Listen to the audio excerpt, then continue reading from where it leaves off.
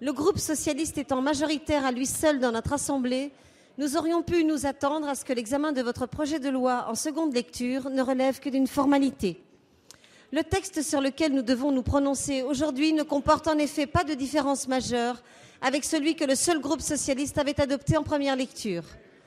On y retrouve les quelques avancées que les écologistes avaient saluées par rapport à la réforme du gouvernement précédent, le compte personnel de prévention de la pénibilité, la mise en place d'un dispositif qui permettra à l'avenir de protéger et proposer un parcours aux personnes exposées, la prise en compte effective de l'apprentissage et des mesures en faveur des régimes agricoles. Et comme en première lecture, demeurent certains dispositifs qui nous paraissent particulièrement injustes, voire contre-productifs. L'allongement de la durée de cotisation nous inquiète pour le montant des retraites, en particulier celle des femmes et des précaires, pour le chômage. Cette mesure nous semble même inefficace dans un objectif comptable. Et comme en première lecture, sur le financement des retraites, les écologistes déplorent que le gouvernement ait fait le choix de le faire supporter uniquement par les actifs, les retraités et maintenant les jeunes. Oui, nous nous attendions à une discussion sans enjeu, dans la mesure où vous aviez annoncé que le gouvernement ne bougerait pas sur cette question du financement des retraites. C'était sans compter sur le fait que le report de revalorisation des pensions du 1er avril au 1er octobre, supprimé en première lecture, puis rétabli par voie d'amendement, serait de nouveau supprimé en deuxième lecture.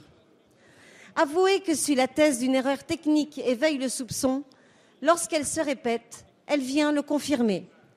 Et ce qui s'est confirmé dans la nuit de mercredi dernier, c'est que le doute sur le mode de financement choisi va bien au-delà des rangs des groupes radicaux, communistes ou écologistes. Ce doute, sinon cette opposition, s'exprime également au sein du groupe majoritaire.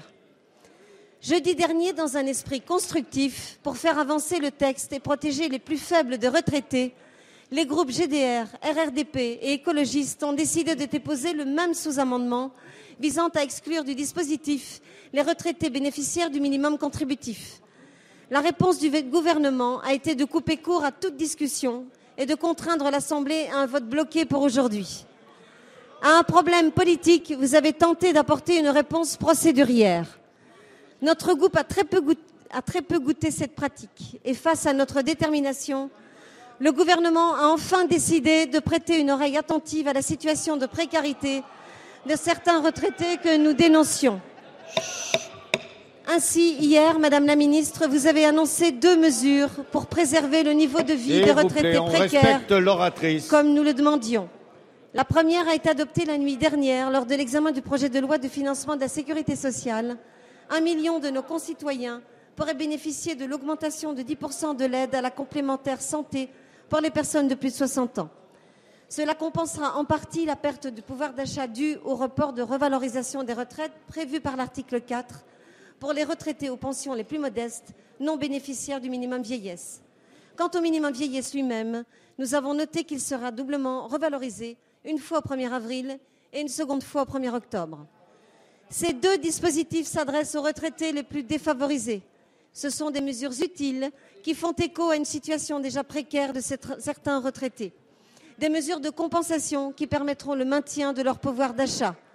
C'est la voix de ces retraités que nous avons portée. C'est leur situation que nous avons voulu vous alerter, Madame la Ministre. Mieux vaut tard que jamais. Même si votre écoute fut tardive, même si vous auriez pu éviter dès jeudi dernier à notre majorité le risque de la crise, au moins les mesures que vous avez annoncées permettront-elles de protéger les plus défavorisés. Et il s'agit là du plus important. C'est donc avec le sentiment du devoir accompli, mais pas avec la satisfaction d'une réforme réussie. S'il vous plaît, écoutez. Mais pas avec la satisfaction d'une réforme réussie que mes collègues écologistes et moi-même nous prononcerons dans quelques minutes sur votre réforme. Et comme en première lecture, parce que nous ne voulons ni nous opposer au progrès qu'elle contient, ni valider les modes de financement qu'elle impose, nous nous abstiendrons. Merci, Madame Massonneau.